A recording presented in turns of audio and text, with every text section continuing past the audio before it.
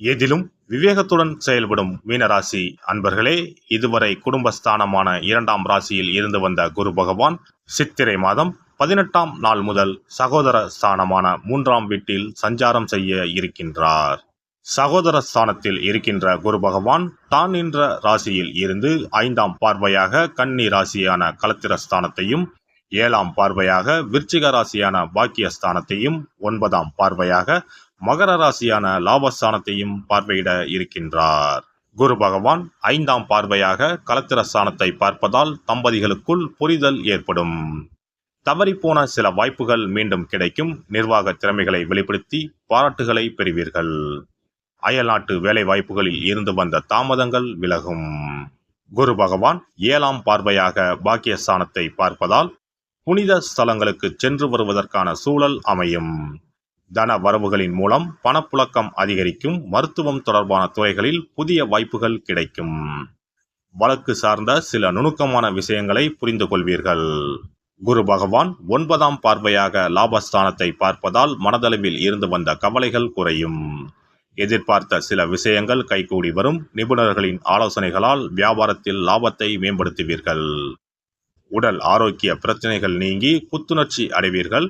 கௌரவ பொறுப்புகளால் வெளிவட்டாரத்தில் செல்வாக்கு அதிகரிக்கும். குரு பகவான் சகோதர ஸ்தானத்தில் நிற்பதால் பூர்வீக சொத்துக்களை விருப்பத்திற்கு ஏற்ப மாற்றி அமைப்பீர்கள். உடன் பிறந்தவர்களிடத்தில் அனுசரித்து நடந்து கொள்ளவும், எதிலும் திட்டமிட்டு செயல்படுவது எதிர்பார்ப்புகளை நிறைவேற்றும். எதிர்பாராத சில உதவிகளால் கடன் சார்ந்த நெருக்கடிகள் குறையும். மனதிற்கு நெருக்கமானவர்களின் வழியில் மகிழ்ச்சியான சூழல் அமையும். மறைமுக தடைகளை வெற்றி கொள்வீர்கள். குரு பகவானின் நட்சத்திர சஞ்சார பலன்கள். குரு பகவான் கிருத்திகை நட்சத்திரத்தில் சஞ்சரிப்பதால் நினைத்த சில பணிகளில் புதிய அனுபவம் ஏற்படும். உறவினர்களின் வழியில் அனுசரித்து செல்லவும், உத்தியோக பணிகளில் பதற்றமின்றி கவனத்தோடு செயல்படவும், மனதில் புதுவிதமான இலக்குகளை நிர்ணயம் செய்வீர்கள். குரு பகவான் ரோகிணி நட்சத்திரத்தில் சஞ்சரிப்பதால் மற்றவர்களை எதிர்பார்க்காமல் செயல்களை நீங்களே செய்வது நல்லது. கணவன் மனைவிக்கு இடையே அனுசரித்து நடந்து கொள்ளவும், ஆடம்பர செலவுகளை கட்டுப்படுத்துவதால் நெருக்கடிகள் குறையும். சிலருக்கு எதிர்பாராத இடமாற்றம் உண்டாகும். குரு பகவான் மிருகசிரீச நட்சத்திரத்தில் சஞ்சரிப்பதால் மனதளவில் திருப்தியற்ற சூழல் உண்டாகும். உயர் அதிகாரிகளிடத்தில் அனுசரித்து நடந்து கொள்ளவும், வெளிவட்டார தொடர்புகளில் நிதானத்தை கடைபிடிக்கவும், குடும்ப உறுப்பினர்களிடத்தில் அனுசரித்து செல்லவும். குருவின் வக்கரகால சஞ்சாரத்தின் போது உறவுகளின் வழியில் புரிதல் ஏற்படும். மற்றவர்களின் தனிப்பட்ட செயல்பாடுகளில் தலையிடாமல் இருக்கவும், சுபகாரியம் தொடர்பான பயணங்கள் மேம்படும். பூர்வீக சொத்துக்களை மாற்றி அமைப்பதற்கான வாய்ப்புகள் உண்டாகும். பெண்களை பொறுத்தவரை புதிய நபர்களின் அறிமுகம் கிடைக்கும். தம்பதிகளுக்கிடையே ஒற்றுமையும் நெருக்கமும் அதிகரிக்கும். மனதில் நினைத்த பணிகளை செய்து முடிப்பீர்கள். உடல் ஆரோக்கிய பிரச்சனைகள் கட்டுப்பாட்டுக்கு வரும். புதிய துறை சார்ந்த தேடல்கள் பிறக்கும். தந்தை வழியில் இருந்து வந்த வேறுபாடுகள் நீங்கி ஒற்றுமை அதிகரிக்கும். மாணவர்களுக்கு மேன்மையான சூழல் உண்டாகும். போட்டித் தேர்வுகளில் ஈடுபட்டு வெற்றி வாகை சூடுவீர்கள்.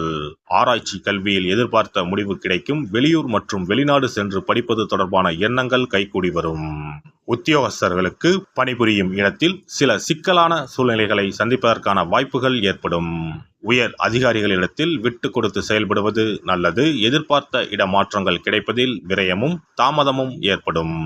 வேலை மாற்றம் தொடர்பான செயல்களில் சிந்தித்து செயல்படுவது நல்லது. வியாபாரிகளை பொறுத்தவரை வியாபாரம் நிமித்தமான அலைச்சல்கள் அதிகரிக்கும். கூட்டாளிகளிடத்தில் அனுசரித்து செல்வது நல்லது. எதையும் சமாளிக்கும் மனப்பக்குவத்தால் போட்டிகளை வெற்றி கொள்வீர்கள். மறைமுக தடைகளால் கிடைக்க வேண்டிய சில வாய்ப்புகள் தாமதமாக கிடைக்கும். அரசு வழியில் எதிர்பார்த்த உதவிகள் சாதகமாக அமையும். கலைத்துறையில் இருப்பவர்களுக்கு அனுகூலமான சூழல் உண்டாகும். உடன் இருப்பவர்களின் ஒத்துழைப்பால் புதிய வாய்ப்புகள் கிடைக்கும். மூத்த கலைஞர்களின் ஆலோசனைகள் நல்ல மாற்றத்தை ஏற்படுத்தும். திறமைக்கு உண்டான பாராட்டுகளும் மதிப்புகளும் கிடைக்கும். அரசியல்வாதிகளுக்கு கட்சி தொடர்பான பயணங்கள் அதிகரிக்கும். உயர்மட்ட அதிகாரிகளின் எண்ணங்களை புரிந்து கொள்வீர்கள். வரவுகளில் இருந்து வந்த தாமதங்கள் விலகும். குடும்பத்தில் உள்ளவர்கள் இடையே ஒத்துழைப்பு கிடைக்கும்.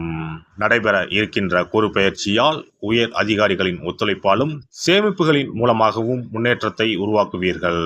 புதிய தொழில்நுட்பம் சார்ந்த விஷயங்களில் சற்று கவனத்தோடு இருப்பது பயனற்ற விரயங்களை தவிர்க்கும். வெள்ளிக்கிழமை தோறும் மகாலட்சுமியை வழிபாடு செய்து வர முயற்சிகளில் இருந்து வந்த தடைகளும் மனக்குழப்பமும் நீங்கி தெளிவுகள் பிறக்கும். இனி குரு பகவானின் அருளை பெறுவதற்கு வியாழக்கிழமையில் எப்படி விரதம் இருக்க வேண்டும் என்பதனை பற்றி காண்போம். குரு பகவானின் அருள் இருந்தால்தான் வாழ்வில் மங்கள காரியங்கள் தடையின்றி நடந்து கொண்டே இருக்கும். இவரின் அருளை பரிபூர்ணமாக பெற வேண்டும் என்றால் அவருக்குரிய வியாழக்கிழமையில் விரதம் இருந்தாலே போதும்.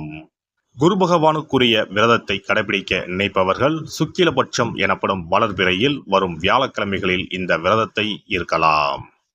ஒரு வருடத்தில் தொடர்ந்து 16 வளர்பிறை வியாழக்கிழமைகள் வரும். இந்த நாட்களில் விரதம் இருந்தால் எண்ணற்ற பலன்கள் கிடைக்கும்.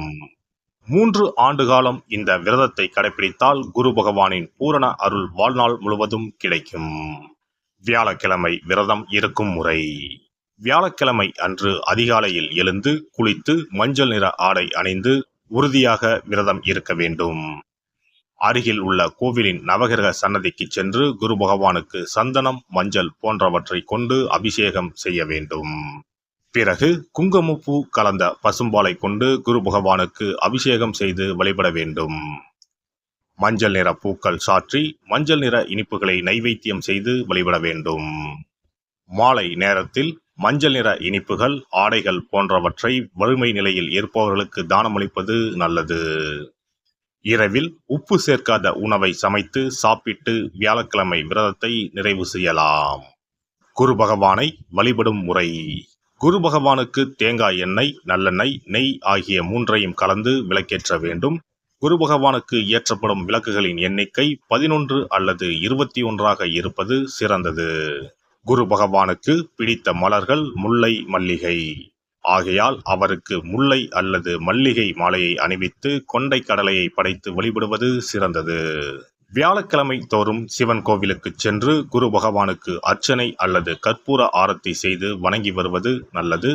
ஆலயங்களில் நவகிரக மூர்த்திகளிடையே உள்ள குருவுக்கு வியாழன் அன்று கொண்டை கடலை மாலை சாற்றி முல்லைப்பூ, சாமந்திப்பூ மற்றும் மஞ்சள் நிற மலர்களால் அர்ச்சித்து வழிபடுவது நன்மை தரும்.